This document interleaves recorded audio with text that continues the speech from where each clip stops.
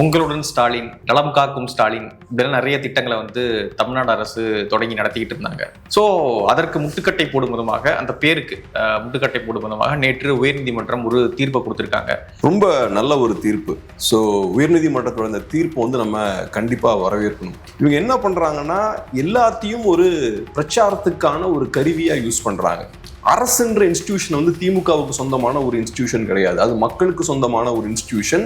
உங்களோட பிரச்சாரத்துக்கு நீங்க அதை பயன்படுத்த முடியாது.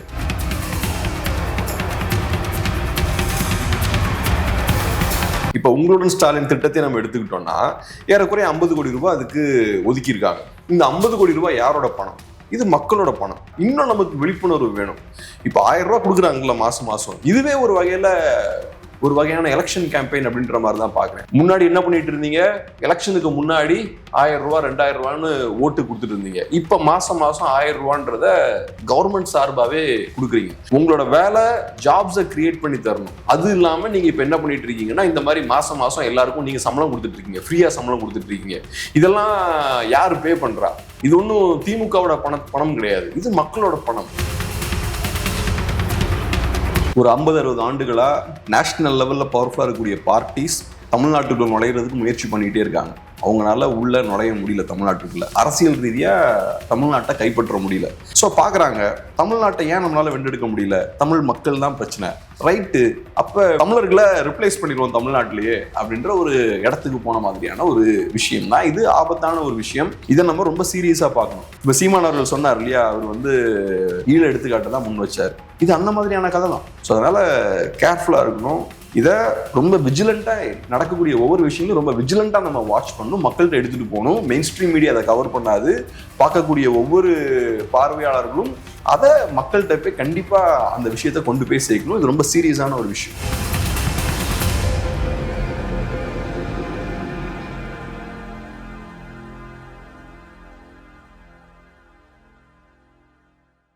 தமிழ் தடம் நேயர்களுக்கு வணக்கம். நம்மோடு உரையாட ஊடகவியலாளர் திரு கேப்ரியல் இணைந்திருக்காங்க. வாங்க பேசலாம். வணக்கம். வணக்கம்.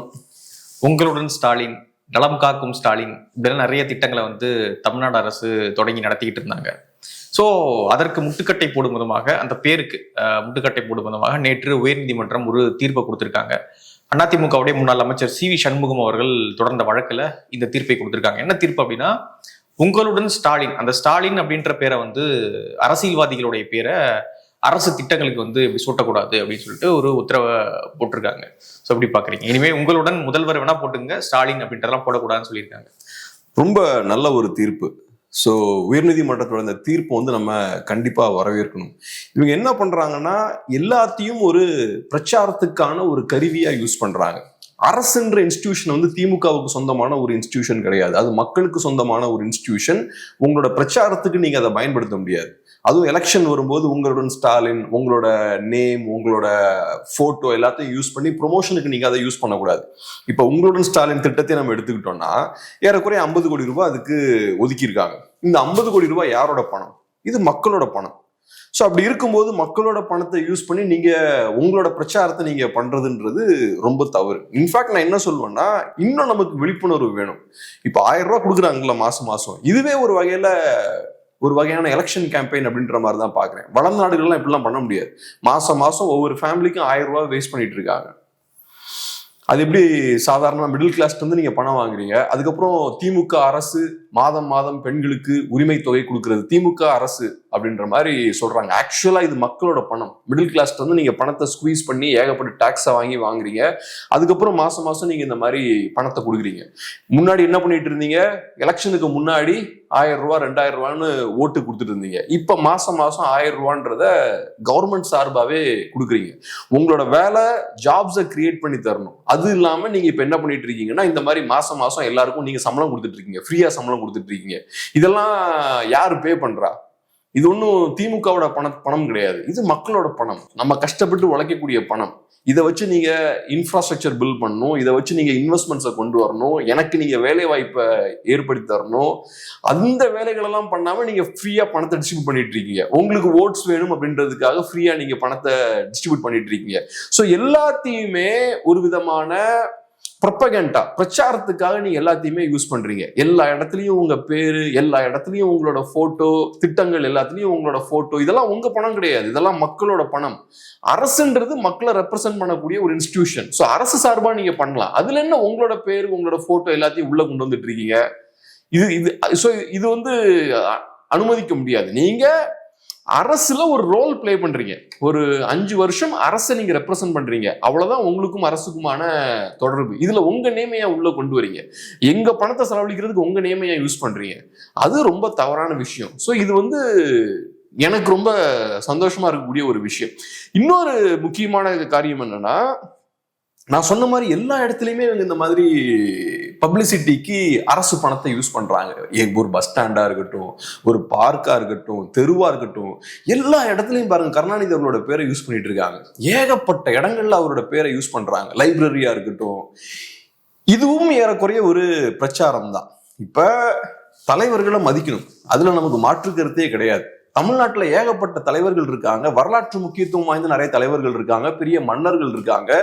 எல்லாருக்கும் ஈக்குவல் இம்பார்ட்டன்ஸ் கொடுங்க. ஒருத்தர் தான் தி லீடர் மாதிரியான இமேஜ் ஏற்படுத்தாதீங்க. இவரு தான் தி லீடர், தலைவர்னா இவரு தான் அப்படின்ற மாதிரி எங்க பார்த்தாலும் கருணாநிதி அவர்களுக்கு சிலைகளும் பார்க்குகளும் லைப்ரரிஸும். ஏன் இந்த மாதிரி பண்றீங்க? ஆனா இவங்க மட்டும் தான் அப்படி பண்றாங்களா அப்படின்னு கேட்டீங்கன்னா கிடையாது. அதிமுக ஆட்சி இருக்கும் பொழுதுமே வந்து அவங்க எல்லாத்துக்கும் எம்ஜிஆர் பேர் சுட்டுவாங்க, எல்லாருக்கும் ஜெயலலிதா பேர் தான் சுட்டுவாங்க, பச்சை கலர், எல்லாருக்கும் பச்சை கலர் தான் வைப்பாங்க, எல்லாத்துக்கும் அம்மா அம்மா அப்படின்ற ஒரு வார்த்தையை வந்து கைன் பண்ணுவாங்க. தமிழ்நாட்டுல அம்மா அப்படின்னு அரசியல் யாரை சொல்லுவாங்கன்னா ஜெயலலிதாவும் சொல்லுவாங்க. சோ இப்படிதான் வந்து ரெண்டு கட்சிகளுமே இதான் பண்றாங்க. ரெண்டு கட்சிகளும் அதான் பண்றாங்க. ரெண்டு கட்சிகளுமே அதுல தவறு பண்றாங்க. இது அரசுன்ற இன்ஸ்டிடியூஷன் உங்களோட ப்ராப்பர்ட்டி கிடையாது. அது மக்களுக்கான ஒரு இன்ஸ்டிடியூஷன், மக்களோட பணத்தை வச்சு இயங்கக்கூடிய ஒரு இன்ஸ்டிடியூஷன். ஸோ நீங்க உங்க லாபத்துக்கு, உங்களோட கட்சியோட ப்ரொமோஷனுக்கு நீங்க அரசு அப்படின்ற அந்த நிறுவனத்தை, அந்த இன்ஸ்டிடியூஷனை நீங்க யூஸ் பண்ணக்கூடாது. இன்னைக்கு பிஜேபி காரங்க ராஜேந்திர சோழனை கையில் எடுக்கிறாங்க. கையில் எடுத்த உடனேயும் தமிழர்களோட வரலாறை நீங்க கையில் எடுக்கிறீங்க அப்படின்ற மாதிரி குற்றச்சாட்டு வைக்கிறீங்க. ரைட்டு, நியாயம்தான். ஆனா நீங்க ஏன் அதை செய்யாம இருக்கீங்க? நீங்க கரெக்டா அவர் கொடுக்க வேண்டிய முக்கியத்துவத்தை கொடுத்திருந்தா அவங்களுக்கு எடுக்கிறதுக்கான ஸ்பேஸே வந்திருக்காது. 28 பஸ் ஸ்டாண்டுக்கு ஒருத்தரோட பேரை வைக்கிறீங்கன்னா அதுல 4 பஸ் ஸ்டாண்டுக்கு ராஜேந்திர சோழனோட பேரை வைங்க. வரலாற்று முக்கியத்துவம் யாருக்கு இருக்கு? ராஜேந்திர சோழனுக்கா, கருணாநிதி அவர்களுக்கா? அப்ப நீங்க யாருக்கு முக்கியத்துவமானா கொடுக்குறீங்க? வரலாற்று முக்கியத்துவம் வாய்ந்த ஒரு மன்னனுக்கு முக்கியத்துவம் கொடுக்க மாட்டேங்கிறீங்க. அவரை நீங்க புறக்கணிக்கிறீங்க. கேட்டா நாங்க எப்போ ஒரு சிலைய திறந்து வச்சோம். இவ கருணாநிதி அவர்களுக்கு இவ்வளவு பண்றீங்கல்ல, அதுல 10ல் 1 பங்கு நீங்க ராஜேந்திர சோழனுக்கு பண்ணுங்க. அப்படி நீங்க பண்ணிருந்தீங்கன்னா தமிழர் வரலாற பாஜக காரங்க கையில எடுக்க முடியாது. ஆனா நீங்க பண்ண வேண்டிய வேலையை சரியா செய்யல. உங்களோட ப்ரொமோஷனுக்காக உங்களோட தலைவர்களை மட்டும் நீங்க ப்ரொமோட் பண்றீங்க, உங்க கட்சியை ப்ரொமோட் பண்றீங்க. யாரு காசுல பண்றீங்க? நம்ம காசுல பண்றீங்க. அதுவும் ரொம்ப கவனமா எலெக்ஷன் நெருங்கும் போது இந்த மாதிரியான திட்டங்களை நீங்க கொண்டு வரீங்க. சோ அரசு செலவுல உங்களுக்கு பிரச்சாரம் பண்ணிக்கிறீங்க. இதை எப்படி நம்ம அலோவ் பண்ணலாம்? இது பேசிக்கான விஷயம். இதை நீங்க பண்ணும்போது நீங்களே யோசிக்க வேண்டாமா? நம்ம அரசு நிர்வாகம் பண்ணிட்டு இருக்கோம், மக்கள் பணத்துல இந்த மாதிரி விஷயங்கள் பண்ணா தவறா இருக்காதா? இப்போ ஒரு கம்பெனில நம்ம வேலை பார்க்குறோம், கம்பெனி பணத்தை எடுத்து நம்ம பர்சனல் செலவுக்கு யூஸ் பண்ணா அது எவ்வளவு பெரிய தவறு. நமக்கு சாதாரணமா தொழிலாளர்கள் நமக்கு அந்த இது இருக்கும், அந்த கன்சர்ன் இருக்கும். ஒரு கவர்மெண்ட் ஜாப்ல ஒருத்தர் இருக்காரு, அரசு பணத்தை எடுத்து என் பர்சனல் விஷயத்துக்கு நான் யூஸ் பண்ணலாமா? இது ஏறக்குறைய அந்த மாதிரியான விஷயம் தானே. அரசு பணம், அது மக்கள் பணம், அதை எடுத்து உங்க ப்ரொமோஷனுக்கு நீங்க யூஸ் பண்ணிட்டு இருக்கீங்க. இத இவ்வளவு நாள் நம்மளும் அலோவ் பண்ணிட்டு இருக்கோம். உங்க தலைவரை ப்ரொமோட் பண்ணுங்க, உங்க செலவுல ப்ரொமோட் பண்ணுங்க, உங்க காசை வச்சு ப்ரொமோட் பண்ணுங்க. அதுக்கு நீங்க மக்கள் பணத்தை எடுக்காதீங்க, எங்க ரிசோர்ஸை யூஸ் பண்ணாதீங்க, அரசுன்ற இன்ஸ்டிடியூஷனை யூஸ் பண்ணாதீங்க. நேற்று வந்து நீதிமன்றம் சொல்றாங்க இந்த மாதிரி வந்து உங்களுடன் ஸ்டாலின் அப்படின்ட்டு அந்த ஸ்டாலின்ற பேரை வந்து அரசு திட்டங்களை யூஸ் பண்ணக்கூடாது அப்படின்னு. ஆனா இன்னைக்கு ஸ்டாலின் அவர்கள் நலன் காக்கும் ஸ்டாலின் ஒரு திட்டத்தை தொடங்கி வைக்கிறாரு. அது வந்து விரிவாக்கம் பண்றாங்க, 38 மாவட்டங்களுக்கு பண்றாங்க. ஸோ அதுல வந்து அதே பேர் நலன் காக்கும் ஸ்டாலின் அப்படின்ற அந்த பேர் வந்து இடம்பெறுது. ஸோ இவங்க நீதிமன்றம் சொல்லியே ப்ராப்பரா வந்து மதிக்க மாட்டாங்க. மக்கள் என்னத்தை பேசி என்னத்தை வந்து மதிக்க போறாங்க? இது காட்டக்கூடிய ஒரு விஷயம் என்னன்னா, ஒரு விதமான ஒரு நார்சிசிஸ்டிக் டெண்டன்சியை காட்டுது. நார்சிசம்னா என்ன? தற்காதலர்கள் வாங்கல்ல, டிக்டேட்டர்ஸ் அதை பண்ணுவாங்க. சிங்கிள் இமேஜ் தான் இருக்கும், நாடு ஃபுல்லா சிங்கிள் இமேஜ் தான் இருக்கும். ஹிட்லர் அப்படின்றவரோட இமேஜ் எல்லா இடத்துலயும் இருக்கும், நாட்சி கொடி எல்லா இடத்துலயுமே இருக்கும், அவர் எழுதின புக்கு தான் இருக்கும். ஆமா, மெயின் காம்ப்னா அதுதான் பைபிள் நாட்சிகளுக்கு. சோ ஒரு அடையாளத்துக்கு கீழே எல்லாத்தையுமே கொண்டு வந்துடுறது. வரலாறுனா பெரியார், அவர் தான் தி லீடர். அதுக்கப்புறம் ரீசெண்ட் டைம்ஸ்ல பிகெஸ்ட் லீடர்னா கருணாநிதி அவர்கள், இருக்கிறதே பெரிய லீடர்னா ஸ்டாலின் அவர்கள். அதை தாண்டி வேற யாருக்குமே ஸ்பேஸ் கிடையாது. சோ திட்டங்கள்லாம் வந்ததுன்னா என் பேர்ல வரும். ஸ்டாலின் அவர்கள் பேர்ல வரும். அடுத்தது வரலாறு சார்ந்த இப்ப ஒரு பில்டிங் இல்லாட்டி ஒரு லைப்ரரிலாம் வருதுன்னா ஹிஸ்டாரிக்கல் லீடர்ஸ், அப்ப கருணாநிதி அவர்கள், அப்புறம் பெரியார் அவர்கள், எல்லாமே அவங்க பேர்ல தான் இருக்கும். ஸோ எல்லாத்தையுமே இதை வந்து கல்ச்சர்லாம் ஃபுல்லா கண்ட்ரோல் பண்றாங்க. நரேட்டிவை எல்லாத்தையும் அந்த திராவிடியன் ஹிஸ்டரிக்கு கீழே கொண்டு வராங்க. திராவிடியன் ஹிஸ்டரின்றது தமிழ்நாட்டில் இந்த லாஸ்ட் ஒரு 60-70 இயர்ஸ் தான். தமிழ் மக்கள் திராவிடியன் மூவ்மெண்ட் வர்றதுக்கு முன்னாடியே பல ஆயிரம் ஆண்டுகள் வாழ்ந்திருக்காங்க. ஸோ தமிழர்களோட வரலாறு ரொம்ப நீண்ட நெடிய வரலாறு. இன்னைக்கு தமிழ்நாட்டுக்கு ஒரு அரசு இருக்குன்னா திராவிடியன் ஹிஸ்டரிக்குள்ள நீங்க அதை சுருக்கிடக்கூடாது. இதுக்கு முன்னாடி வாழ்ந்த மன்னர்களுக்கு முக்கியத்துவம் கொடுக்கணும். திராவிடியன் பொலிட்டிக்ஸ்க்கு வெளியே இருக்கக்கூடிய நிறைய லீடர்ஸ் இருக்காங்க பாருங்க, அவங்களுக்கு நீங்க முக்கியத்துவம் கொடுக்கணும். அது எதுவும் பண்ணாம ஒரு சின்ன ஒரு குறிப்பிட்ட ஒரு மூவ்மெண்ட், ஒரு சின்ன ஒரு குறிப்பிட்ட ஒரு பார்ட்டி, இன்ஃபேக்ட் ஒரு ஃபேமிலிக்கு உள்ள அதை கொண்டு வந்துடுறாங்க. மெயின்லி பார்த்தோம்னா ஒரு ஃபேமிலிக்குள்ள இருக்கக்கூடிய லீடர்ஸ் தான் எல்லாருமே. இது எவ்வளவு பெரிய அபத்தமான விஷயம். இது எல்லாத்தையும் யாரோட பணத்தை வச்சு பண்றாங்கன்னா நம்மளோட பணத்தை வச்சு பண்றாங்க. 7 கோடி மக்களோட பணத்தை வச்சு பண்றாங்க. 7 கோடி மக்களும் அப்ப யாருக்கு சர்வ் பண்றாங்க? ஒரு பார்ட்டி, ஒரு ஃபேமிலியா சர்வ் பண்ணிட்டு இருக்காங்க. எப்படி அப்ப இந்த ஸ்டேட் வந்து உட்படும்? இப்ப ஸ்டேட்டோட ஃபோக்கஸ் வந்து மக்களா இருக்கணும். அது இங்க கம்ப்ளீட்டா மிஸ் ஆகி போயிருக்கு. அதனால இது ஒரு சரியான ஒரு டைரக்ஷனை நோக்கி ஃபர்ஸ்ட் ஸ்டெப். நான் என்ன சொல்றேன், மக்களுக்கு தெளிவு வேணுங்க. ஹைகோர்ட் வந்து இன்டர்வியூ ஆகணும்னு அவசியமே கிடையாது. மக்களுக்கு தெளிவு வேணும். இது யாரோட பணம்ன்றது மக்களுக்கு அது தெளிவு. மக்கள் தெளிவு இருந்தாலும் மக்களுக்கு ஒரு ஆதங்கம் இருக்குன்னே வச்சுக்கோங்களேன். எப்படி அதை எக்ஸ்பிரஸ் பண்ணுவாங்கன்னு கேட்கறேன். எப்படி வெளிக்காட்டுவாங்க?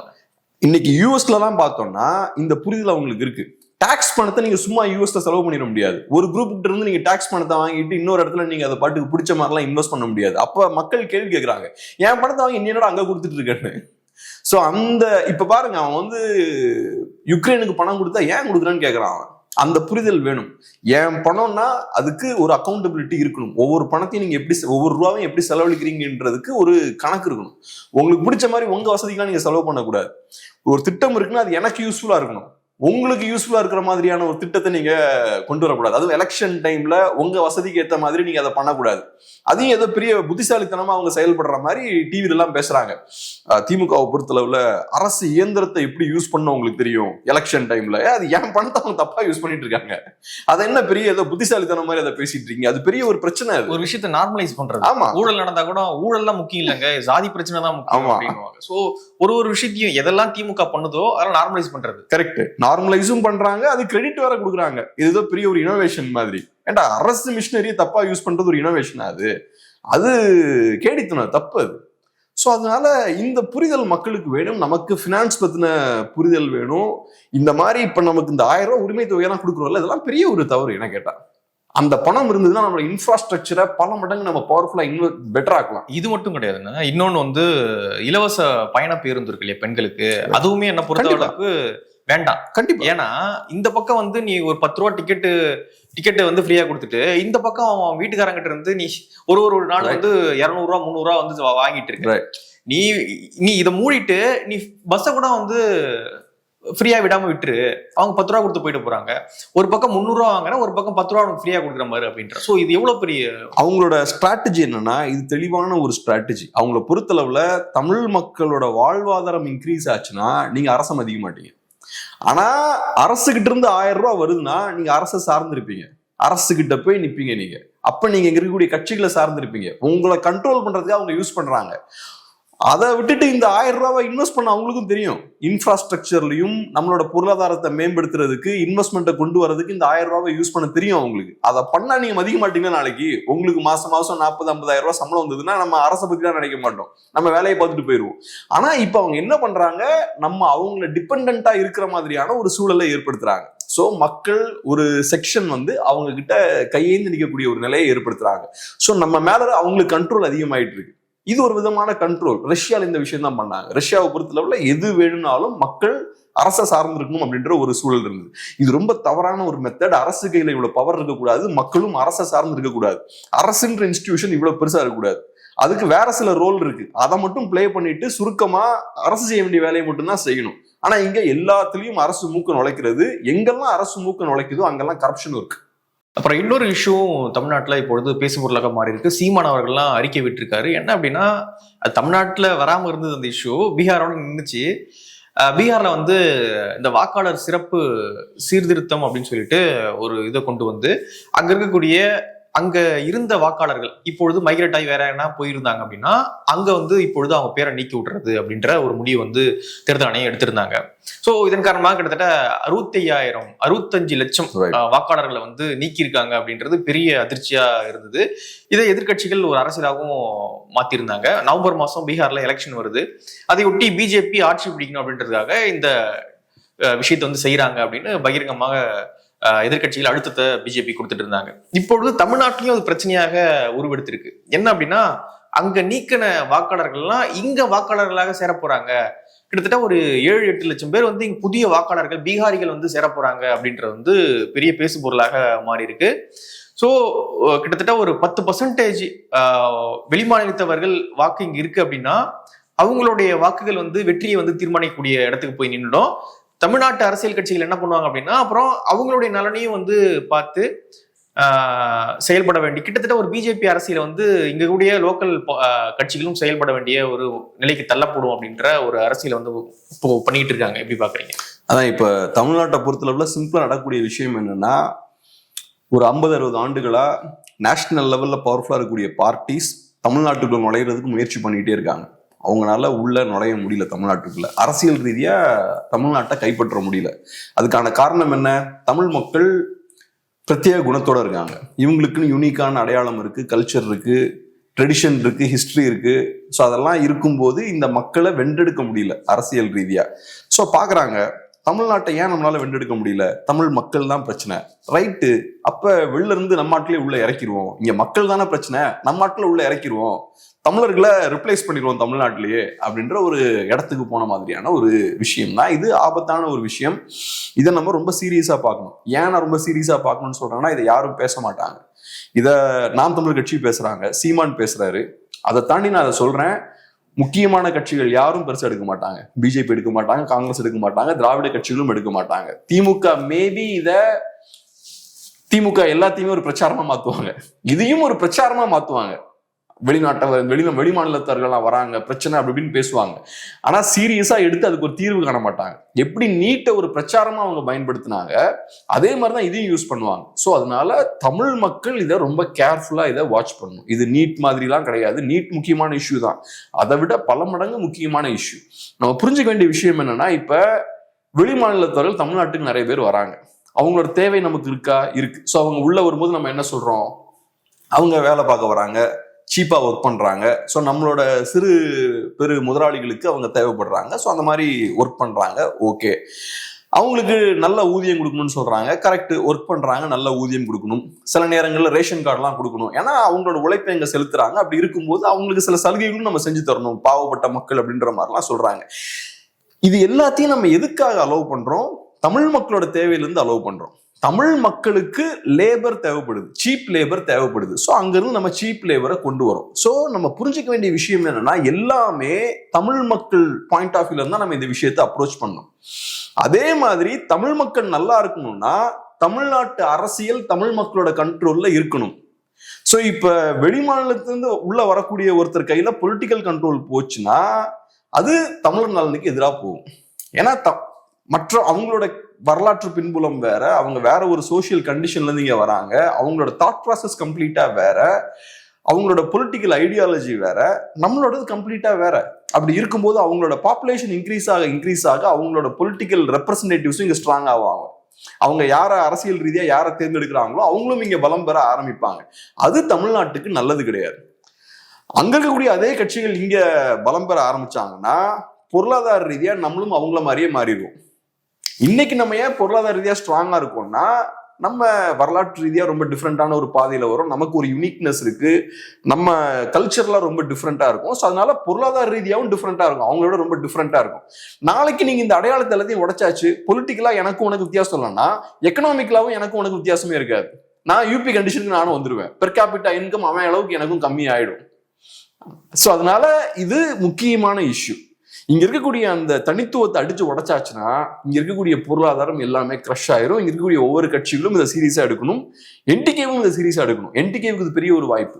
ஏன்னா நான் சொன்னது மாதிரி வேற எந்த கட்சியும் டச் பண்ண மாட்டாங்க. இது எக்ஸ்க்ளூசிவா ஒரு தமிழ் தேசிய கட்சிக்கான இஷ்யூ. இந்த இஷ்யூவை தமிழ் தேசியவாதிகள் மட்டும்தான் கையில் எடுக்க முடியும். மற்றவங்க கையில் எடுக்கிற மாதிரி நடிக்கலாம், எப்படி நீட்டை கையில் எடுத்து அவங்க ஒரு நாடகம் ஆடினாங்களோ அதே மாதிரி கையில் எடுத்து நடிக்கலாம். ஆனா ஒரு தமிழ் தேசிய கட்சியால மட்டும்தான் இந்த இஷ்யூவை கையில் எடுக்க முடியும். தத்துவ ரீதியாகவும் தமிழ் தேசிய கட்சியால தான் அதை கையில் எடுக்க முடியும். ஆக்சுவலா அரசியலாவும் தமிழ் தேசிய கட்சியால தான் கையில் எடுக்க முடியும். இப்ப கம்யூனிஸ்டால அந்த இஷ்யூவை கையில் எடுக்க முடியாது. அவங்க தொழிலாளர்கள் அவங்கள பொறுத்தளவு நீங்க தொழிலாளர்கள், workers of the world unite. அப்ப பிஹாரி தொழிலாளர்களுக்கு எதிராக நீ எப்படா திரும்பலான்னு கேட்பாங்க. நம்மகிட்ட ஓப்பனா கேட்க மாட்டாங்க இங்க. ஆனா அவங்களோட லாஜிக் அதுதான். கம்யூனிஸ்டால கேட்க முடியாது, பாஜக காரனால கேட்க முடியாது, காங்கிரஸ் பார்ட்டியால கேட்க முடியாது, நேஷனல் பார்ட்டியால கேட்க முடியாது. இதை திராவிட கட்சிகள் ஆக்சுவலா கேட்கணும், ஆனா அவங்க கேட்க மாட்டாங்க. கேட்கறதுக்கான சக்தி அவங்களுக்கு கிடையாது, வீக்கா இருக்காங்க. சோ கேட்கிற மாதிரி நடிப்பாங்க, ஆனா ஆக்சுவலா எதுவும் பண்ண மாட்டாங்க. நீட்டுக்கு தானே பண்ணாங்க, எதிர்க்கிற மாதிரி நடிச்சாங்க, ஆனா நீட்டுக்கு எதிராக அவங்க எதுவுமே பண்ணல. அதை தான் பண்ணுவாங்க. சோ இங்க இந்த இஷ்யூக்கு எதிராக சண்டை போடுறதுக்கு தமிழ் தேசிய சக்திகளை தவிர வேற யாருமே கிடையாது. சோ இந்த இஷ்யூ தமிழ் நேஷனலிஸ்ட் பார்ட்டிஸுக்கு ஒரு சூப்பரான ஒரு இஷ்யூவும் கூட. இப்போ வந்து அதிகமான இங்க தொழிலாளர்கள் எந்த மாநிலத்திலிருந்து இருக்காங்க அப்படின்னா பீகார்ல இருந்து தான் இருக்காங்க. இந்த கொரோனா டைம் எல்லாம் வந்து வேலை இல்லாம வாகனம் இல்லாம நிறைய பேர் நடந்து போனாங்க. இங்க இருந்து மைக்ரேட் ஆகி நடந்தே வந்து அவங்க ஊருக்குலாம் போனாங்க. நிறைய பேர் வழியில இறந்தாங்க அப்படின்ற செய்திகள்லாம் இருந்துச்சு.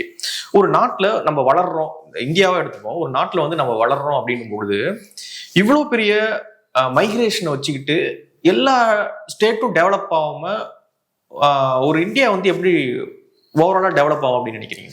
சிக்கல் என்னன்னா, மைக்ரேஷன் ஏன் நிறைய நடக்குது? பீகார்ல இருந்து ஏன் இங்க நிறைய பேர் மைக்ரேட் ஆகுறாங்க? இந்தியால டெவலப்மெண்ட் ஈவனா இல்லை. சில ஸ்டேட்ஸ் நல்லா வளர்ந்துருக்காங்க, சில ஸ்டேட்ஸ் வந்து வளரல. அப்ப பிரச்சனை வரும்போது மைக்ரேஷன் அதிகமா இருக்கும். பொருளாதார வீழ்ச்சி இந்த மாதிரியான சிக்கல்கள் வரும்போது வளராத பகுதிகளில் இருந்து வளர்ந்த பகுதிகளுக்கு போவாங்க. டெல்லி போவாங்க, மகாராஷ்டிரா போவாங்க, சவுத் பக்கத்துல வர ஆரம்பிப்பாங்க. ஆந்திரா, கர்நாடகா, கேரளாலாம் நல்லா செழிப்பான பகுதிகள், தமிழ்நாடு இந்த பகுதிகள்லாம். ஸோ இங்க வர ஆரம்பிக்கிறாங்க. ஸோ முதல்ல growth வந்து சமமா இருக்கணும். அன்பார்ச்சுனேட்லி சமமான growth இல்லை. ரொம்ப டிஃப்ரெண்டான ஒரு சோசியல் கண்டிஷன் நார்த்ல இருக்கு. அங்க பாப்புலேஷன் ரொம்ப அதிகமா இருக்கு. இன்ஃபேக்ட் அங்க பீகார் எடுத்துக்கிட்டீங்கன்னா ஒரு 60 இயர்ஸ்க்கு முன்னாடி நமக்கும் அவங்களுக்கும் பெரிய பாப்புலேஷன் டிஃபரன்ஸ் கிடையாது, ரொம்ப சின்ன டிஃபரன்ஸ் தான். ஆனா ஒரு 60 இயர்ஸ் கழிச்சு நம்மளோட பாப்புலேஷன் ஏறக்குறைய அதே மாதிரி இருக்கு. ஆனா அவங்களோட பாப்புலேஷன் ஒரு 2 மடங்குக்கு மேல அதிகமா இருக்கு. இது எதை காட்டுது இது? ஸோ நம்ம சோசியலாவே ரொம்ப டிஃப்ரெண்டான குரூப்ஸா இருக்கும். அவங்களோட தேவைகள் டிஃப்ரெண்டா இருக்கு, அங்க இருக்கக்கூடிய பொருளாதார கண்டிஷன் ரொம்ப டிஃப்ரெண்டா இருக்கு. பாப்புலேஷன் வேகமா இன்க்ரீஸ் ஆகுதுனாலே பொருளாதார ரீதியாக அவங்க வளரலன்னு அர்த்தம். இப்ப நீங்க சிட்டி எடுத்துக்கோங்க, சிட்டில நிறைய குழந்தைகள் பெத்துக்க மாட்டாங்க. அது காரணம் அவங்க பெரிய அறிவாளிகள் அதெல்லாம் கிடையாது, பெத்துக்க முடியாது. ஒரு சிட்டில 3 குழந்தைய வளர்க்க முடியாது. நீங்க உங்களுக்கு ஸ்பேஸ் கம்மியா இருக்கும், குழந்தைகளை படிக்க வைக்கிறது கஷ்டம். அப்புறம் நீங்க 2 பேருமே ஒர்க் பண்ணுவீங்க, உங்களால 3 குழந்தைகளை பார்த்துக்க முடியாது. ஸோ சிட்டில நிறைய கன்ஸ்ட்ரெயின்ஸ் எல்லாம் இருக்கு. ஆனா ஒரு நகரமயப்பட்ட ஒரு மாநிலம் தான் வளர்ந்த மாநிலமா இருக்கும். சிட்டில இருந்தா பணம் நிறைய வரும். ஸோ அதனால க்ரோ ஆக ஆக ஒரு கண்ட்ரியோ ஒரு ஸ்டேட்டோ க்ரோ ஆக ஆக பாப்புலேஷன் டிராப் ஆகும். அமெரிக்கால அதனாலதான் பாப்புலேஷன் இந்தியா அளவுக்கு அதிகமா வளர்றது இல்லை.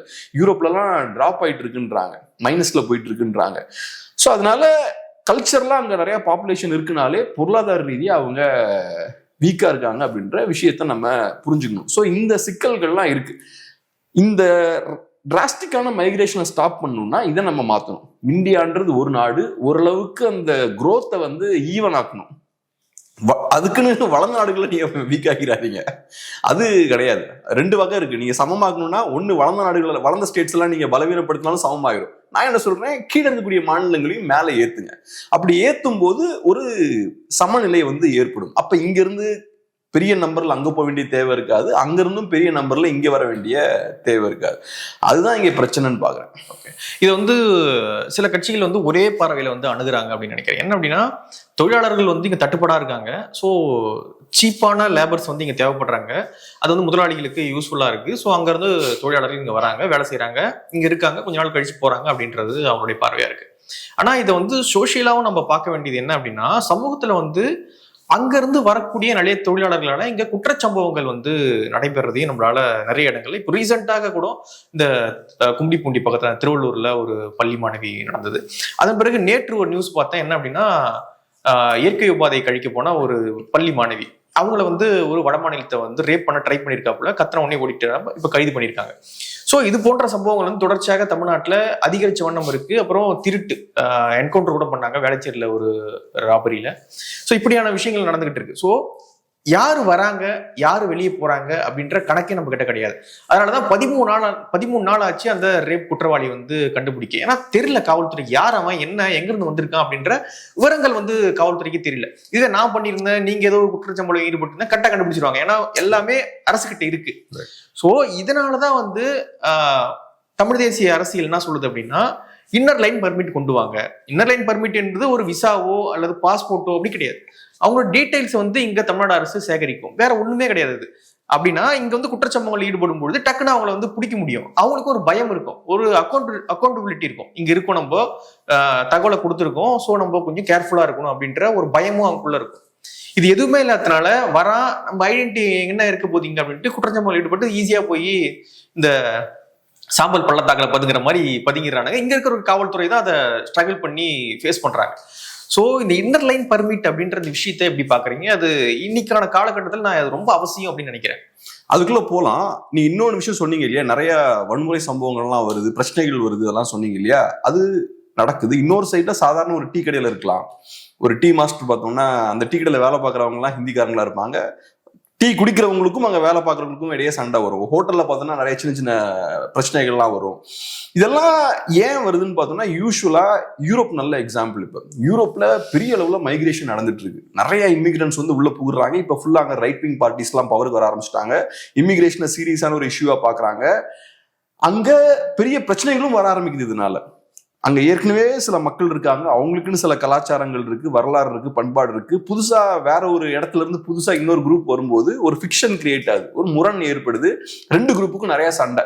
இப்ப பார்த்தோம்னா நிறைய வன்முறை சம்பவங்கள், பெரிய கலவரங்கள் எல்லாம் பார்த்தோம்னா நிறைய ஐரோப்பிய நாடுகள்ல பெரிய அளவுல வெடிக்குது. பிரிட்டன்லாம் நம்ம பார்த்தோம், அந்த விஷயங்கள்லாம் நடக்குது. ஸோ கண்ட்ரோல் இல்லாம ஏகப்பட்ட பேர் உள்ள வந்தாங்கன்னா இந்த விஷயங்கள் நடக்கும். அது போக இன்னொரு முக்கியமான பாயிண்ட் என்னன்னா, தமிழ்நாட்டில் இருக்கக்கூடிய பிஸ்னஸ் கிளாஸுக்கு அவங்க தேவைப்படுறாங்க. அதாவது வியாபாரம் பண்ணக்கூடிய வர்க்கத்துக்கு அவங்க தேவை. ஏன்னா அவங்க சீப் லேபர், குறைந்த பணத்துக்கு அவங்க வேலை பார்க்கறாங்க, அதிக நேரமும் வேலை பார்க்கறாங்க, அதிக நேரம் வேலை பார்க்கறாங்க. நம்ம ஆளுங்க கிட்ட கேட்டா ரிலையபிளா இருக்காங்க. நம்மால் ஒரு நாள் வரான், அடுத்த நாள் வர மாட்டேங்கிறான், இவன் கரெக்டா வந்தான்னா ஒழுங்கா வேலை பார்க்கறான், ஏன்னா இவன் வீடு அங்க இருக்கு, தப்பிச்செல்லாம் ஓடிட முடியாது, ஒர்க் பண்ணி தான் ஆகணும், அந்த கண்டிஷன்லாம் இருக்கு. ஸோ இந்த மாதிரி நிறைய அட்வான்டேஜஸ் தான் சைட் பண்றாங்க, சொல்றாங்க அவங்க. ஆனா இதுல நம்ம புரிஞ்சுக்க வேண்டியது என்னன்னா, தமிழ்நாட்டில் இருக்கக்கூடிய இந்த பிசினஸ் பண்ணக்கூடிய அந்த வர்க்கம் இருக்குல்ல, அது ஒரு சின்ன குரூப் தான், ஒரு 5% இருப்பாங்க.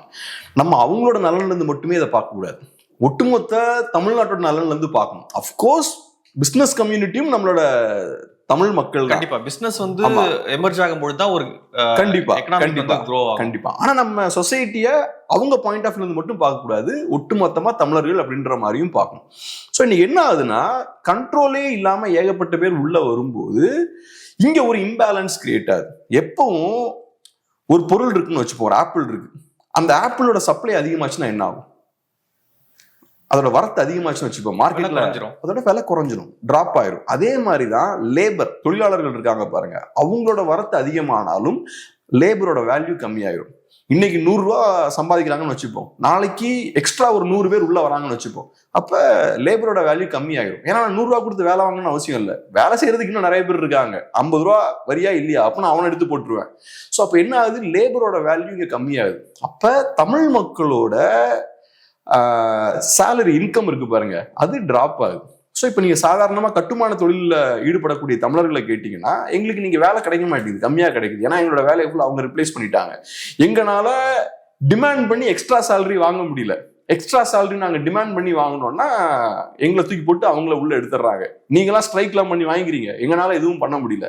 ஸோ அப்ப அந்த நெகோசியேட் பண்ணக்கூடிய அந்த பவர் இருக்கு பாருங்க, அது தமிழர்கள் கையில இருந்து பறிக்கப்படுது. இவங்களை உள்ள கொண்டு வரும்போது அவங்க பாதிக்கப்படுறாங்க. ஸோ இது பொருளாதார ரீதியா தமிழர்களுக்கு பெரிய ஒரு சிக்கலை ஏற்படுத்துது. இங்கதான் நீங்க சொன்ன பாயிண்ட்டுக்கு வர, இப்ப நீங்க இன்னர் லைன் பெர்மிட்ன்ற விஷயத்த சொன்னீங்க இல்லையா, அதுல எவ்வளவு தூரம் பிராக்டிக்கலா சாத்தியம், அது சாத்தியமா இல்லையா, அதெல்லாம் செகண்டரி. ஆனா இங்க இருக்கக்கூடிய சிக்கல் என்னன்னா, உள்ள யார் வராங்க வெளில போறாங்கன்ற கண்ட்ரோல் இல்லை. So inner line permit system இருந்ததுன்னா லேபர் சப்ளை எவ்வளவு இருக்குன்றதை நம்ம கணக்கு வைக்கலாம்.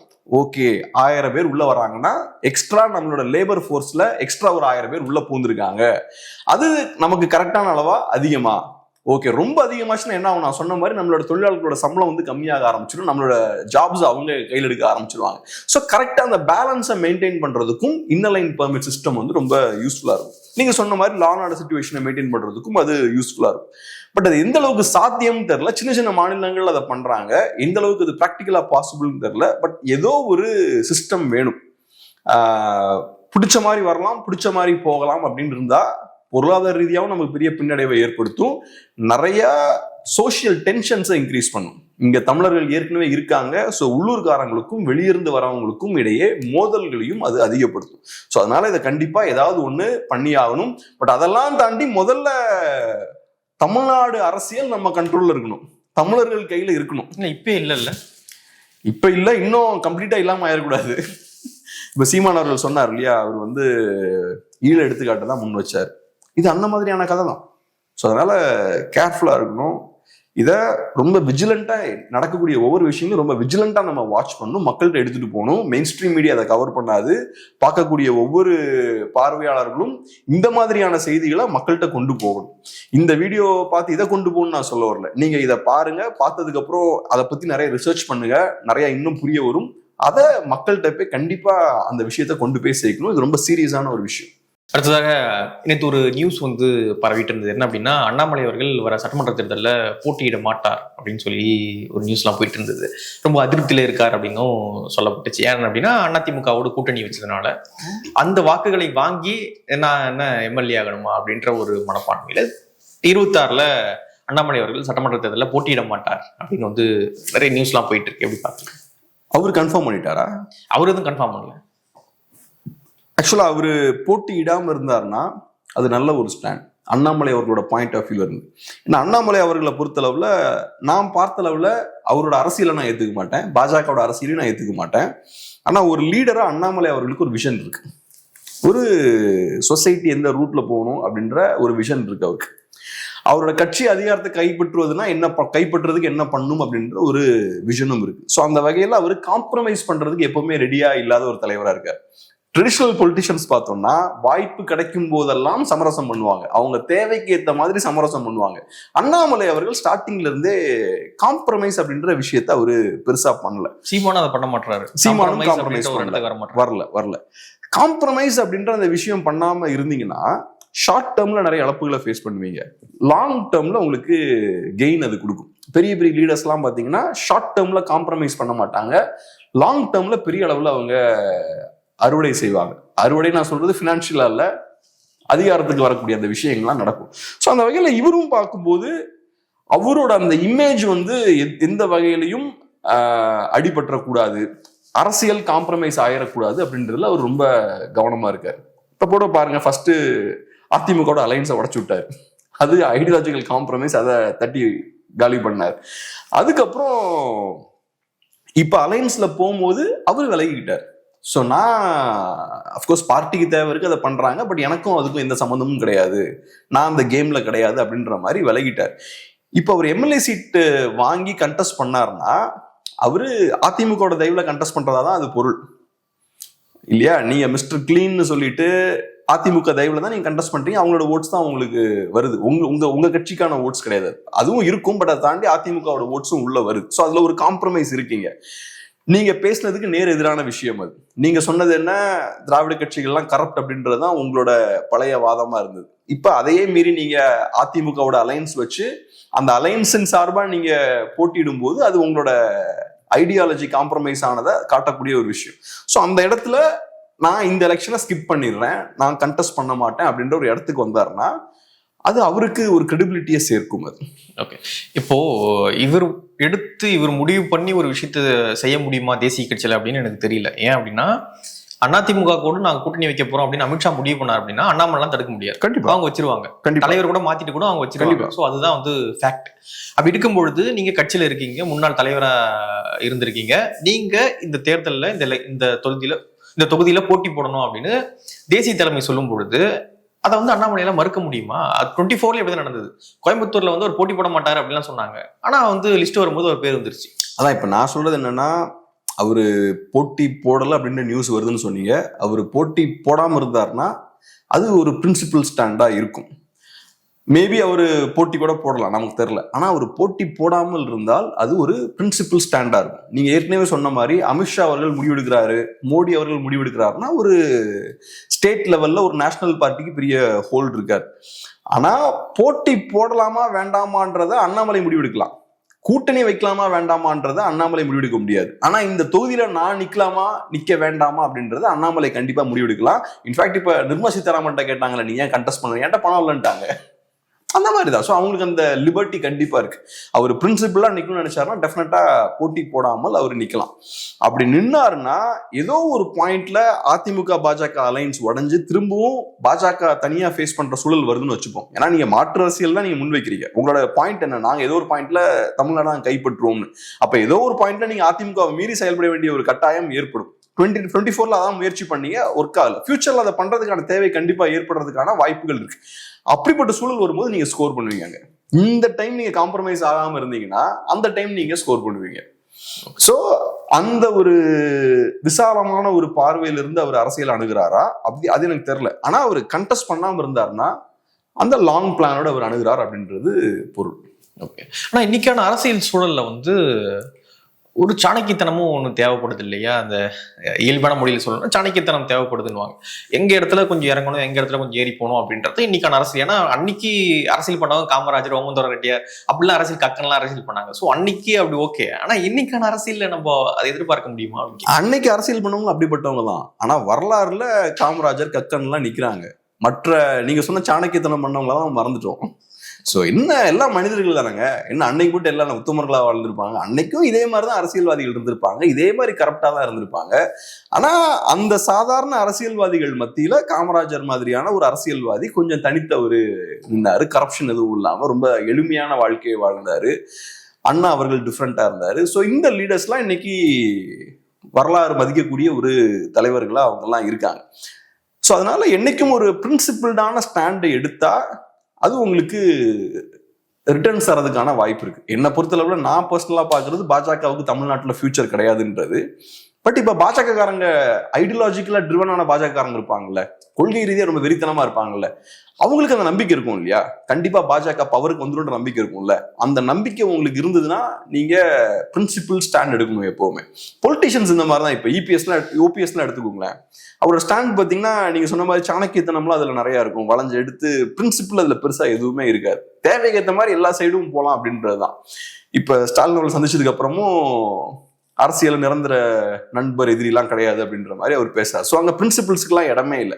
ஆனா நீங்க பிரின்சிபிள் ஸ்டாண்டா எடுத்தீங்கன்னா சில நேரங்கள்ல உங்களுக்கு நிறைய பின்னடைவு ஏற்படும், குரோத் ரொம்ப கம்மியா இருக்கும். ஆனா உங்களுக்கான கரெக்டான டைம் வரும்போது அந்த சூழலை பயன்படுத்திக்கிறதுக்கான கரெக்டான இடத்துல நீங்க இருப்பீங்க கரெக்டா. இப்ப தமிழ் தேசியவாதிகள் நான் அப்படிதான் சொல்றேன். இப்ப நீங்க இந்த லாஸ்ட் ஒரு 8 இயர்ஸா அலைன்ஸே ஃபார்ம் பண்ணல, 8-9 இயர்ஸா தனித்தே போட்டிட்டு இருக்கீங்க. அதுவும் உங்களுக்கு டெம்பரரியா நிறைய பின்னடைவை ஏற்படுத்திக்கிட்டே இருக்கு. உங்களோட வளர்ச்சியை நிறைய இடங்கள் அது கட்டுப்படுத்துது. நீங்க ஒரு அலைன்ஸ் வச்சீங்கன்னா டக்குன்னு உங்களுக்கு ஓட் ஷேர்லாம் இன்க்ரீஸ் ஆகும், எம்எல்ஏஸ் எல்லாம் கிடைப்பாங்க.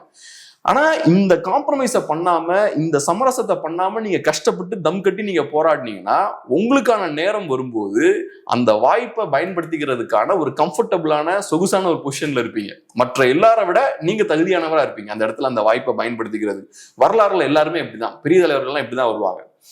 கரெக்டான டைம் வரும்போது கரெக்டா வருவாங்க. ஓகே, அதுக்கு முன்னாடி சர்வே பண்ணுவாங்க, அப்படியே ஹேண்டில் பண்ணுவாங்க. சர்ச்சில் நீங்க இந்த மாதிரி பார்க்கலாம், அவருக்கான டைம் வர்றதுக்கு முன்னாடி கஷ்டப்பட்டு தான் நின்னாரு. லெனின் அதே மாதிரிதான். ஸோ அதனால உங்க நேரம் வர வரைக்கும் நீங்க காத்திருக்கணும். அந்த பார்வை அண்ணாமலை அவர்களுக்கு இருக்கும் அப்படின்றதான் என்னோட, அப்படி இருக்கும்னு நினைக்கிறேன். இப்போ ஓபிஎஸ் பத்தி பேசுனீங்க. ஓபி ரவீந்திரநாத், அதாவது ஓபிஎஸ் அவருடைய மகன் கன்னியாகுமரி டு கும்மிடிப்பூண்டி வரை பாத யாத்திரை போறேன், அதிமுக மீட்க அப்படின்னு சொல்லி ஏதோ போறன்ற மாதிரி நியூஸ்லாம் வந்துகிட்டு இருக்கு. இப்போ இந்த நடைப்பயணம் அப்படின்றது ரொம்ப சீப்பா சொல்லுவாங்கல்ல, சீப் ஆயிடுச்சோ, எல்லாருமே நடைபயணம் அப்படின்போது அது என்ன வேல்யூ கொடுக்கும், மக்களிடையே என்ன இம்பாக்ட் ஏற்படுத்தும், எப்படி பாக்குறீங்க? பொலிட்டிக்கலா எல்லாரும் ஏதோ பண்ணணும் அப்படின்ற ஒரு கட்டாயத்துக்கு தள்ளப்பட்டிருக்காங்க. இப்ப ஓபிஎஸ் டீம் ஏன் இப்ப ரோட்டுக்கு வந்திருக்காங்க? அதிமுக மீட்கணும், எங்களுக்கு இடம் இல்ல. ஆமா, இப்ப ஏன்னா அந்த இடத்துக்கு அவங்க தள்ளப்பட்டிருக்காங்க.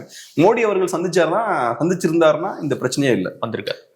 எவ்ரிதிங் ஸ்கூல்னு காமா போயிருப்பாங்க. மோடி அவர்கள் சந்திக்கலன்னா அதுக்கு வேற அர்த்தங்களும் இருக்கு. அப்ப ஒருவேளை அப்ப நெக்ஸ்ட் டைம் மோடி வரைக்கும் நம்ம வெயிட் பண்ணணுமா, நெக்ஸ்ட் டைம் அமித்ஷா வரைக்கும் வெயிட் பண்ணணுமா? காலம் கடந்துகிட்டே இருக்கு. ஸோ லாஸ்ட் மினிட்ல இவங்க நம்மளை கழட்டி விட்டாங்கன்னா நம்ம கையில பெரிய ஆப்ஷன்ஸ் இல்லை. அப்ப நம்ம என்ன செய்யலாம் அப்படின்ற யோசனை தான் அவங்க மைண்ட்ல போயிட்டு இருக்கும். ஸோ அதனால வெயிட் பண்ண வரைக்கும் போதும். இனி நம்ம களத்துல இறங்கி அரசியல் பண்ண வேண்டிய கட்டாயம் இருக்கு. ஸோ அவங்க களத்துல இறங்கி அரசியல் பண்றதுக்கு இப்ப ஏன் வந்திருக்காங்க? மக்களுக்காக இல்லை, அவங்களுக்காக. ஏன்னா அவங்களுக்கு பெரிய ஒரு தேவை இருக்கு. அதனால களத்துல இறங்கி இப்ப அரசியல் பண்றாங்க. இந்த மாதிரியான கட்டாயமும் தேவையும் எல்லாருக்கும் இருக்கு. அன்புமணி ராமதாஸ் அவர்கள் இப்ப கிரவுண்ட்ல இருக்காரு. அவரு ஒரு சைட்ல பயணத்துலதான் இருக்காரு. அவர் ஏன் கேம்பெயின் மோட்ல இருக்காரு? அவருக்கும் மிகப்பெரிய ஒரு தேவை இருக்கு. அவங்க அப்பாவோட டேடியோட ஒரு ஃபைட் போயிட்டு இருக்கு. அப்படி இருக்கும்போது அவர் ஒரு பெரிய ஒரு சீசன்ட் எக்ஸ்பீரியன்ஸ்ட் லீடர். அவர் ஒரு அந்த மக்கள் மத்தியில ஒரு லெஜெண்டா பார்க்கப்படுறார். ஸோ அப்ப அவரை சேலஞ்ச் பண்ணி இவர் நிக்கணும். அப்ப இவரோட பேஸை ஸ்ட்ரென்தன் பண்ணும். இவரும் களத்துல நடந்தே தீரணும், போயே தீரணும், பிரச்சாரம் பண்ணியே தீரணும்ன்ற கட்டாயம் இவருக்கும் இருக்கு. இன்னொரு சைட்ல இபிஎஸ் அவர்கள், அவருக்கும் அதே கட்டாயம் தான். கண்டிப்பா இந்த எலெக்ஷன்ல ஜெயிச்சே தீரணும் எடப்பாடி பழனிசாமி அவர்கள். அப்பதான் அவரோட ஹோல்டை வந்து பார்ட்டி மேல வச்சுக்க முடியும். அதிமுகவையும் ஒரு பெரிய ஒரு மேஜர் பிளேயரா எஸ்டாப்ளிஷ் பண்ண முடியும். ஸோ அதுக்காக அவரும் களத்துல இறங்கியாச்சு. ஸ்டாலின் அவர்களை பொறுத்தளவு அவரே சொல்லிட்டாரு, இனி நிரந்தர திமுக ஆட்சி தான். அதுக்கப்புறம் வரப்போற எலெக்ஷன்ஸ் எல்லாமே இனி திமுக தான்ப்பா அப்படின்ட்டாரு. ஸோ அதை செஞ்சு முடிக்கணும்னா எதிர்கட்சிகளை பலவீனப்படுத்தணும், திமுகவை ஸ்ட்ரென்தன் பண்ணணும், இந்த விஷயங்கள்லாம் பண்ண வேண்டியது இருக்கு. ஸோ எல்லாரும் ஃபுல் ஃபிளெட்ஜா இப்ப களத்துல இறங்கி ஒர்க் பண்றாங்க. பிரேமலதா விஜயகாந்த் அவர்கள் ரெடி ஆகிட்டு இருக்காங்க. இதுக்குதான் ரோட்ஸ் தான் பத்துமான்னு நமக்கு தெரியல இவங்களை ஃபுல்லா ஆக்குபை பண்றதுக்கு. ஆனா நான் எப்படி பாக்குறேன்னா, இந்த மாதிரியான மோதல் உச்சகட்டத்துக்கு போகுதுன்னா சில கட்சிகள் காணாம போறாங்கன்னு அர்த்தம். பொலிட்டிக்கல் ஸ்பேஸ் சுருங்கிட்டு இருக்குன்னு அர்த்தம். பொலிட்டிக்கல் ஸ்பேஸ் சுருங்க போட்டி அதிகமாகும். ஸோ அதனால இப்ப போட்டி அதிகமாகும் போது நம்ம இடத்தை தக்க வச்சுக்கணுன்றதுக்காக எல்லாரும் இப்ப தெருக்கு வராங்க. ஆனா இந்த மோதல் முடிஞ்சதுக்கு அப்புறம் நிறைய அரசியல் சக்திகள் காணாம போகிறதுக்கும் பெரிய அளவுல பலவீனப்படுறதுக்கும் வாய்ப்பு இருக்கு அப்படின்னு தான் நான் பாக்குறேன். ஸோ இது நல்ல ஒரு விஷயம் தான். இறங்கி ஃபுல் ஸ்ட்ரென்த்ல எல்லாம் மோதி பார்க்கறது எலெக்ஷன்ல. ஓகே, இப்போ பாமக பத்தி நீங்க ஒரு விஷயம் சொல்லியிருந்தீங்க. இப்போ பாமக பத்தி இன்னொரு விஷயம் வந்திருக்கு. என்ன அப்படின்னா, தேர்தல் ஆணையம் வந்து பதிவு செய்த கட்சிகளை வந்து லிஸ்ட் பண்ணி வெளியிட்டு இருந்தாங்க. அதுல அன்புமணி பாமக அப்படின்னு போட்டு அன்புமணி அவர்களுடைய அட்ரஸ் தான் வந்து அவங்க அலுவலக அட்ரஸா வந்து ரிலீஸ் பண்ணியிருந்தாங்க. ஸோ தேர்தல் ஆணையம் அங்கீகரிச்சிருச்சா அன்புமணி அவர்கள் தான் பாமக அப்படின்னு சொல்லிட்டு? கண்டிப்பா பாமகனா அன்புமணி தான். ஏன்னா பார்ட்டி அவர் கையில தான் இருக்கு. ஆனா பார்ட்டியோட ஃபவுண்டர் தனியா இருக்காரு. அவர் கூடயும் நிறைய சப்போர்ட்டர்ஸ் இருக்காங்க. பாமகவோட ஃபேஸ்னா ராமதாஸ் அவர்கள். ஆனா பார்ட்டி அன்புமணி அவர்கள் கையில இருக்கு. இப்ப அலைன்ஸ் பேச வரவங்க அன்புமணி கிட்ட தான் வருவாங்களா? பார்ட்டி கூட அலைன்ஸ் வைக்கணும்னா அன்புமணி கிட்ட தான் போய் ஆகணும். ஆனா அது நல்லா இருக்குமா? ஆனா சிக்கல் என்னன்னா, நீங்க அலைன்ஸ் ஃபார்ம் பண்ணா ராமதாஸ் அவர்கள் டேமேஜ் கொடுப்பாரு, டேமேஜ் ஏற்படுத்துவார். அவர் ஒரு சைட்ல உங்களை அட்டாக் பண்ணிக்கிட்டே இருப்பார். அதுவும் எலெக்ஷன் கிட்ட நெருங்கும் போது வயதானவர், ஒரு லெஜெண்டரி கேரக்டரா பார்க்கப்படக்கூடியவர் அந்த மக்களால. ஸோ அவரை நீங்க சைட்லைன் பண்ணிட்டீங்க, அவரை ஓரம் கட்டிட்டு நீங்க அரசியல் பண்றீங்கன்னா மக்கள் மத்தியில் அது நல்லா இருக்காது. கண்டிப்பா ராமதாஸ் அவர்கள், அதாவது பிஎம்கே மைனஸ் ராமதாஸ், பிஎம்கேவுக்கு பெரிய டேமேஜ் தான். என்னதான் இருந்தாலும் பெரிய டேமேஜ் தான். உங்ககிட்ட பார்ட்டி இருக்கலாம். நான் எப்பவும் சொல்லக்கூடிய ஒரு விஷயம் என்னன்னா, நீங்க எவ்வளவு பெரிய இண்டிவிஜுவலா இருந்தாலும் ஒரு பார்ட்டி இன்ஸ்டிடியூஷன் இருக்குல்ல, அந்த இண்டிவிஜுவல் இல்லாம நின்றும். லெனின் இல்லாம ரஷ்யன் கம்யூனிஸ்ட் பார்ட்டி நின்றும். அதே மாதிரி இங்க இருக்கக்கூடிய திமுக ஸ்டாலின் இல்லாம நின்றும். அதெல்லாம் நான் ஏத்துக்கிறேன். பட் இருந்தாலும் ராமதாஸ் அவர்கள் டேமேஜை கிரியேட் பண்ணுவார். பார்ட்டி உங்க கையில இருக்கு, சூப்பர், முக்கியமான அந்த போரை ஜெயிச்சிட்டீங்க, பேட்டில் 1 உங்க கையில தான் பார்ட்டி இருக்கு. ஆனாலும் ராமதாஸ் அவர்கள் சீரியஸ் டேமேஜை ஏற்படுத்துவார். அவருக்கு பெரிய ஒரு ஃபேஸ் வேல்யூ இருக்கு. அந்த மக்களால ஒரு பெரிய மனிதரா அவர் பார்க்கப்படுறார். அதுபோக அவரோட இன்டென்ஷனும் ரொம்ப கிளியரா இருக்கு. என்ன நீங்க ஓனம் கட்டினீங்கன்னா நான் சண்டைக்கு வருவேன்றதை கிளியரா அவரு புரிய வைக்கிறார். அவர் சைலண்டாலாம் இல்லை, நான் மீடியாவுக்கு ரெகுலரா வருவேன், மீடியாவுக்கு வந்து பேசிக்கிட்டே இருப்பேன், இந்த சிக்கல்கள்லாம் இருக்கு அப்படின்றதையும் அவரு தெளிவுபடுத்துறார். அதனால இது பெரிய ஒரு சிக்கல் தான் பாமகவுக்கு.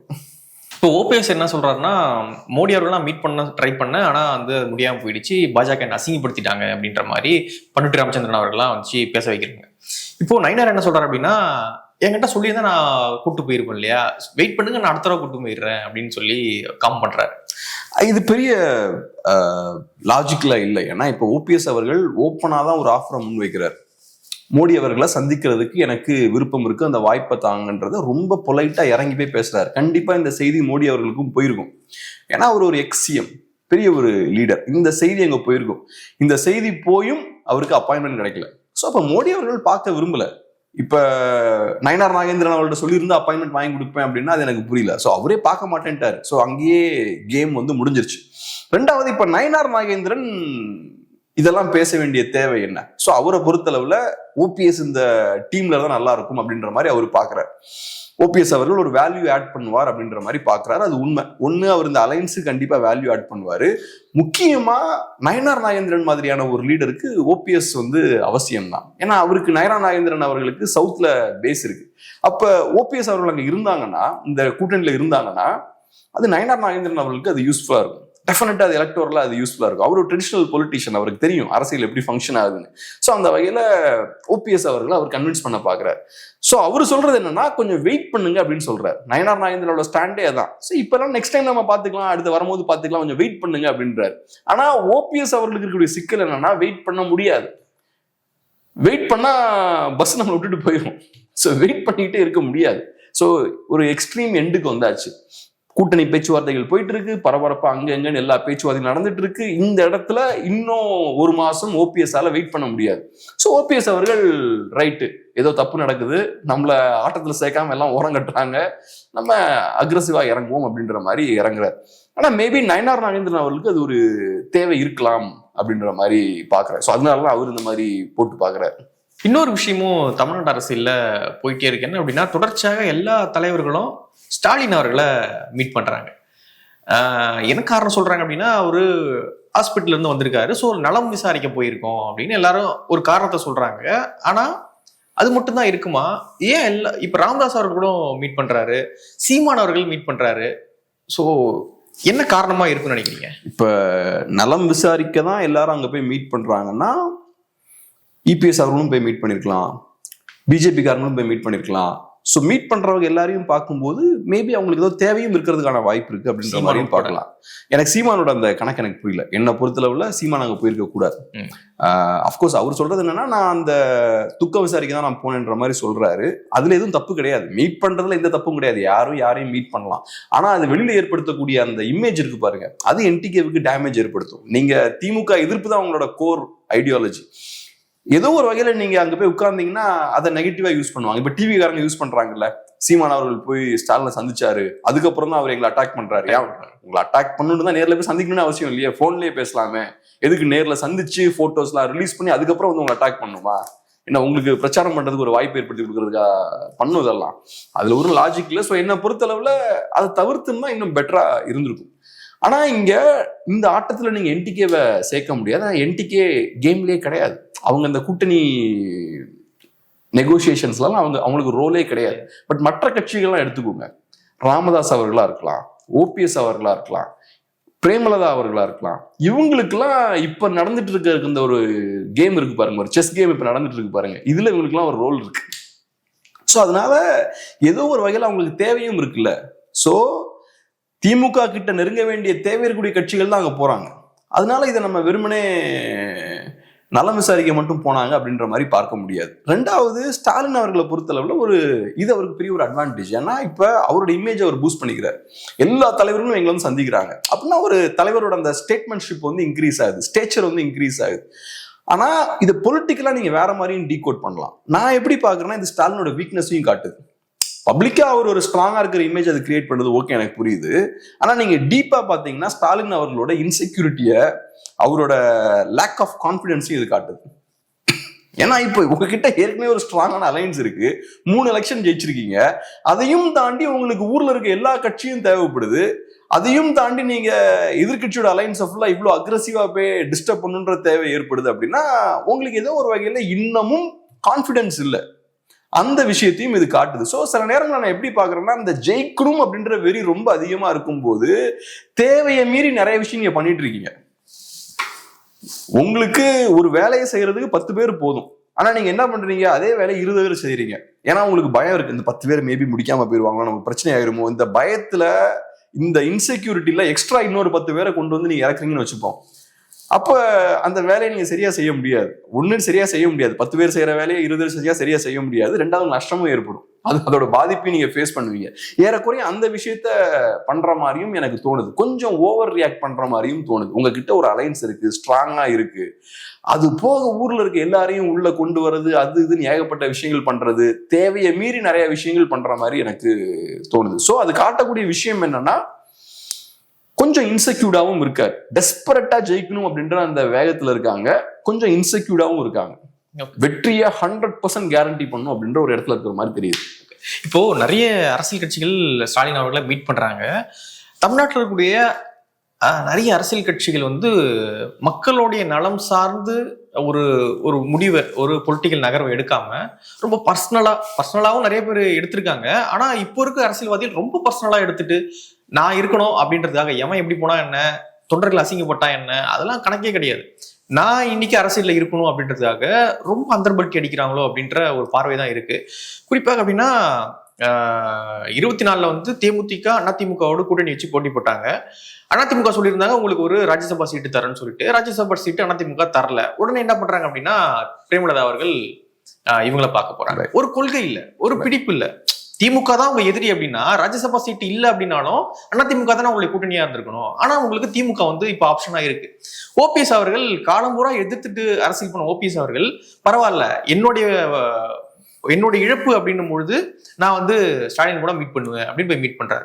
அதே போல ராமதாஸ் அவர்கள் காலங்காலமா வந்து கலைஞர் கூட அரசியல் பண்ணவர், அவரு இவ்வளவு பெரிய லெஜண்ட் அரசியல்வாதி அவரு. இன்னைக்கு நான் வந்து ஒரு சேஃப் கேம் ஆடணும் அப்படின்னா அதுக்கு ஸ்டாலின் அவருடைய உதவி தேவைப்படுது அப்படின்ற மாதிரி ஸ்டாலின் ரொம்ப பர்சனலா வந்து அரசியல்வாதிகள் இருக்காங்களா? மக்கள் நலனே கிடையாதா? இதுல ஃபர்ஸ்ட் நம்ம ஓபிஎஸ் கதையில இருந்து ஆரம்பிப்போம். அவரை பொறுத்தளவுல ஒரு சைட்ல அதிமுக உரிமை மீட்பு பயணம் ஏதோ ஒன்று பண்றாங்கல்ல, இப்ப கன்னியாகுமரியில இருந்து பயணம் ஒண்ணு ஓபி ரவீந்திரன் ஸ்டார்ட் பண்ண போறாரு. இப்போ ஒரு சைட்ல நீங்க அதிமுகவை நாங்க மீட்க போறோம்னு பேசுறீங்க, இன்னொரு சைடுல நீங்க என்ன பண்றீங்கன்னா ஸ்டாலின் போய் ரெண்டு தடவை மீட் பண்றீங்க, ஒரே நாள்ல 2 தடவை போய் மீட் பண்றீங்க. சோ அதிமுகவை மீட்கணும்னு துடிக்கிறவருக்கு திமுகவோட என்ன வேலை அப்படின்றதுதான் சாதாரண கேள்வி. நான் இதை ஏன் சொல்றேன்னா, ஓபிஎஸ் கையில நீங்க அரசியலே இல்லை. ஒன்றும் நீங்க திமுக எதிர்ப்பு அரசியல் எடுக்கணும், அப்ப நீங்க அதிமுக டீம்ல நீங்க இருக்கணும். இல்லைன்னா நீங்க பாஜக எதிர்ப்பு அரசியல எடுக்கணும். பாஜக எதிர்ப்பு அரசியல் எடுத்தா நீங்க டிஎம்கே டீம்ல இருக்கணும். இல்லைன்னா நீங்க பிஜேபியோட அரசியல கூட நீங்க கையில் எடுக்கலாம், அங்க போகலாம். ஆனா இவர்கிட்ட இப்ப அரசியலே இல்லை. ஒரு சைட்ல பாஜக எதிர்ப்பையும் கையில் எடுக்கிறாரு, பாஜக ஃபண்ட்ஸ் ரிலீஸ் பண்ணலன்னு சொல்றாரு. இன்னொரு சைட்ல நான் அதிமுகவை மீட்க போறேன்னு சொல்றாரு. இன்னொரு சைட்ல திமுகவோட க்ளோஸா போற அந்த இமேஜையும் மெயின்டைன் பண்றாரு. ஸோ இது எல்லாத்தையும் மக்கள் பார்த்துட்டு இருக்காங்க. மக்கள் என்னன்னு புரிஞ்சுப்பாங்க? அதிமுகவை மீட்க போறேன்னு சொல்லிக்கிட்டே திமுக ஸ்டாலின் அவர்களை போய் 2 தடவை பாக்குறது, அப்புறம் இன்னொரு சைட்ல அப்படியே பாஜகவுக்கு ஒரு சின்ன ஒரு கல்ல விட்டு எறிகிறது. ஸோ இது காட்டக்கூடிய விஷயம் என்னன்னா, ஓபிஎஸ் அவர்கள் கையில அரசியல் இல்லை. அரசியலே இல்லாம ஒரு அரசியல்வாதியால அரசியல் பண்ண முடியாது. ஸோ அன்பார்ச்சுனேட்லி எனக்கு என்னமோ பார்க்கும்போது ஓபிஎஸ் அவர்களுக்கு அரசியல் பண்றது கையில எந்த அரசியலும் இல்லை, அவருக்கான பொலிட்டிக்கல் ஸ்பேஸே இல்லை அப்படின்ற மாதிரி தான் தோணுது. ஃபியூச்சரும் இல்லை, எனக்கு அப்படிதான் தோணுது. அவர் பண்ற விஷயங்கள்லாம் பாருங்களேன், அவரால் ஒரு அரசியல் எடுக்க முடியல. பொலிட்டிக்ஸே இல்லாம எப்படிங்க ஒரு அரசியல்வாதி இருப்பான்? இபிஎஸ் கிட்ட ஒரு பொலிட்டிக்ஸ் இருக்குங்க. அவர் இப்ப பயணம் போறாரு, போற இடத்துல ஒரு அரசியலை கையில் எடுக்கிறாரு. ஸ்டாலின் கையில ஒரு அரசியல் இருக்கு, பிஜேபி கையில ஒரு அரசியல் இருக்கு, இவர் கையில அரசியலே இல்லையே. இப்படி அரசியலே இல்லாம எப்படி ஒரு அரசியல்வாதி அரசியல் பண்ண முடியும்? சோ அதனால இவரு சிக்கலான ஒரு கண்டிஷன்ல இருக்கார். இப்படி அரசியலே இல்லாத ஒரு கண்டிஷனுக்கு அவர் வந்ததுக்கான காரணம் என்னன்னா, நீங்க சொன்ன மாதிரி எல்லா இடத்துலயும் அவரோட நலன் சார்ந்தே முடிவுகள் எடுக்கிறது, அவரை காப்பாத்திக்கிறதுக்காகவே முடிவுகள் எடுக்கிறது. இன்னைக்கு அப்படியே காம்ப்ரமைஸ் பண்ணி அப்படியே அந்த ரூமோட ஒரு கார்னர்ல வந்து நிக்கிறார். அவருக்கு போறதுக்கு லெஃப்ட் ரைட் இடம் இல்லை, ஸ்பேஸே இல்லாம வந்து மாட்டிக்கிட்டார். இதே மாதிரிதான் மற்ற கட்சிகளும். நீங்க சொன்ன மாதிரி இது மோசமான ஒரு ட்ரெண்ட். மக்கள் இங்க 7 கோடி பேர் இருக்கோம், கட்சியில் லட்சக்கணக்கான பேர் இருக்கான். எங்களெல்லாம் பொருட்படுத்தாம ஏதோ இது உங்க ஊர் உங்க வீட்டு பிரச்சனை மாதிரி நீங்க கூட்டணி பேச்சுவார்த்தை அது இதுன்னு பண்றீங்க. இதுல கொடூரமான விஷயம் என்னன்னா, இவங்களோட ஃபேமிலி இஷ்யூவாவே கொண்டு போயிடுறாங்க. கட்சியில 1000 பேர் தொண்டர்கள் இருப்பாங்க, நிர்வாகிகள் இருப்பான், தலைவர் இருப்பான், உனக்கெல்லாம் வேலையே கிடையாது, இது என் அப்பாவுக்கும் பையனுக்குமான சண்டை, நீ உட்காந்து வேடிக்கை பாடுறா அப்படின்றானுங்க. இங்க பாமக நடக்கிறது அதுதான், எம்டிஎம்கே நடக்கிறது அதுதான். அவங்க சும்மா ஜஸ்ட் அவங்க ஃபேமிலி பிசினஸ் தான் அங்க நடக்கிறது. அப்புறம் ஒரு கட்சியை கண்ட்ரோல் பண்ணக்கூடிய ஒரு ஃபேமிலி இன்னொரு கட்சியை கண்ட்ரோல் பண்ணக்கூடிய இன்னொரு ஃபேமிலியோட பேச்சுவார்த்தை நடத்துறாங்க. இவங்க எல்லாம் சேர்ந்து ஒரு முடிவு எடுக்கிறாங்க. ஸோ இங்க மக்களுக்கும் கட்சிக்காரங்களுக்கும் எந்த வேலையுமே கிடையாது. சில ஃபேமிலிஸ் வந்து டிஸ்கஸ் பண்ணி, சில ஃபேமிலிஸ் அப்புறம் சில எலிட்னு சொல்லலாம், பொலிட்டிக்கல் எலிட்டுங்களாம், இவங்கெல்லாம் சேர்ந்து முடிவு பண்ணி எல்லாத்தையும் பண்ணிப்பாங்க. அவங்க தேவைக்கு ஏற்ற மாதிரி அவங்க நலனை மையமா வச்சு இந்த முடிவுகள் எடுப்பாங்க. இங்க நம்ம ஓட்டு போடணும், ஓட்டு போட்டதுக்கு அப்புறம் வீட்டுல போய் அமைதியா இருக்கணும், அதுக்கப்புறம் எந்த கேள்வியும் கேட்கக்கூடாது, நமக்கு எந்த வேலையுமே கிடையாது. ஸோ இந்த இடத்துலதான் தமிழ் மக்கள் விழிக்கணும். நமக்கு சம்பந்தமே இல்லாத ஒரு அரசியல் அங்க நடந்துட்டு இருக்கு. எனக்கு ஒரு பிரச்சனை இருக்கு, இதெல்லாம் பேசாம எனக்கு ராஜ்யசபா சீட் கிடைக்கல, அதனால நான் வெளில வந்துருவேன். இதுதான் பிரச்சனை. அப்ப எனக்கு இங்க டாக்ஸ் நிறைய போட்டிருக்காங்க, என்னோட உரிமைகள்லாம் மறுக்கப்படுது, அன்எம்ப்ளாய்மெண்ட் இங்க இன்க்ரீஸ் ஆயிட்டு இருக்கு, இதெல்லாம் கணக்கிலேயே கிடையாது, எந்த பிரச்சனையுமே கிடையாது. இப்படிப்பட்ட ஒரு தட்டையான தரம் தாழ்ந்த அரசியல் தமிழ்நாட்டுல நடந்துட்டு இருக்கு. அதனாலதான் நம்மளும் மாற்றம் வேணும் அப்படின்ற விஷயத்தையும் பேசிட்டு இருக்கோம். இன்ஃபேக்ட் இப்படி இங்க இருக்கக்கூடிய பொலிட்டிக்ஸோட குவாலிட்டி ரொம்ப மோசமாகிக்கிட்டே இருக்குன்னு அது காட்டக்கூடிய விஷயம் என்னன்னா, அந்த வீழ்ச்சி பாதையில கடைசி ஸ்டேஜில் இருக்காங்க எல்லா கட்சிகளும். சொல்றீங்களா? இந்த திராவிடியன் சிஸ்டமே சொல்றேன். எண்ட் ஆஃப் த ரோப்பும்பாங்களா, அந்த எண்ட் ஆஃப் த ரோடும்பாங்களா, அந்த மாதிரி எண்ட்ல இருக்காங்க, ஃபேக் எண்டும்பாங்க, கடைசியில டிப்ல இருக்காங்கன்னு பாக்குறேன். ஸோ அதனாலதான் எப்போ இந்த மாதிரியான பெரிய ஒரு அரசியல் மாற்றம் ஏற்படுறதுக்கு முன்னாடி இந்த கரப்ஷன் இந்த விஷயங்கள்லாம் ரொம்ப தலைவிரித்து ஆடும்ல, அதுலதான் மக்கள் விரக்தியில கடுப்பாய் அதுக்கப்புறம் பொலிட்டிக்கல் சேஞ்சை ஏற்படுத்துவாங்க. பொலிட்டிக்கல் சேஞ்சை ஏற்படுத்துறது ஆக்சுவலா மக்கள்னே சொல்ல முடியாது, இவங்க பண்ற அட்டுழியம் தாங்காம தான் மக்கள் வெளியே வராங்க. ஸோ அதனால உண்மையான ட்ரிகர் பாயிண்ட் இவங்க பண்ற அட்டகாசம் அப்படி. ஸோ அதனால இன்னைக்கு இந்த அரசியல் கட்சிகளுக்கு எந்த ரோலுமே இல்லை, மக்கள் சம்பந்தமா எந்த ரோலுமே இல்லை. ஸோ அதனால மக்களோட கனெக்ஷன் இல்லாம மக்கள் சம்பந்தப்பட்டு உங்களுக்கு எந்த ரோலுமே இல்லைன்னா உங்களுக்கான தேவை சொசைட்டில இருக்காதுல்ல. அதுக்கப்புறம் நீங்க சொசைட்டிக்கு பாரமா தான் இருக்கீங்க, லைபிலிட்டியா தான் இருக்கீங்க. அப்ப என்ன பண்ணுவாங்க, மக்கள் தூக்கி போட்டுருவாங்க ஒரு பாயிண்ட்ல உங்களை. நிறைய விஷயங்கள் நம்மோடு பகிர்ந்துக்கிட்டீங்க, ரொம்ப நன்றி. நன்றி.